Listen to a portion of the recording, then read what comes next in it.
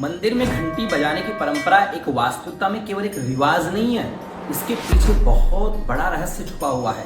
प्रथम मैं आध्यात्मिक रहस्य आपको बताता हूं कि पूर्व काल के अंदर राक्षसों से यज्ञ अनुष्ठान आदि की रक्षार्थ भगवान ने विश्वकर्मा जी के द्वारा एक दिव्य घंटी का निर्माण करवाया कि जिसके केवल नाद करने मात्र से ही आसपास की नकारात्मक ऊर्जाएं नष्ट हो जाती थी।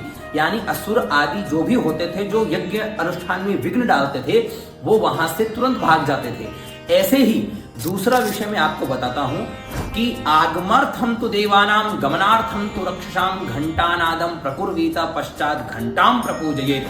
ये हमारे शास्त्र में भी कहा गया है कि देवताओं के आगमन के लिए एवं राक्षसों के नष्ट के लिए आगमर्थम तो देवानाम गमनार्थम तो रक्षसाम घंटानादम प्रकुर्वीता पश्चात घंटाम प्रपूजयेत। ठीक है, तो आप समझ गए होंगे कि हमारे जीवन के अंदर इसीलिए प्रातः सायंकाल में हम मंदिरों में देखते हैं अथवा घर के अंदर प्रातः और सायंकाल में घंटी का वादन होता है। एक बात मैं और आपको बता देता हूं कि इस घंटी के अंदर भगवान गरुड़ को स्थापित किया हुआ है। कभी भी देखोगे घंटी को तो वहां पर ऊपर गरुड़ भगवान बने हुए हैं, और आप लोग जानते हो कि गरुड़ भगवान के जो पंख है उनमें चारों वेदों की ध्वनियां निकलती रहती है। तो एक बात यह भी है कि अगर केवल घंटी वादन से आपको मंत्र बोलने की आवश्यकता नहीं है, केवल घंटी वादन करने मात्र से आपकी पूजा में किसी भी प्रकार की कमी हो वो त्रुटिपूर्ण हो जाती है।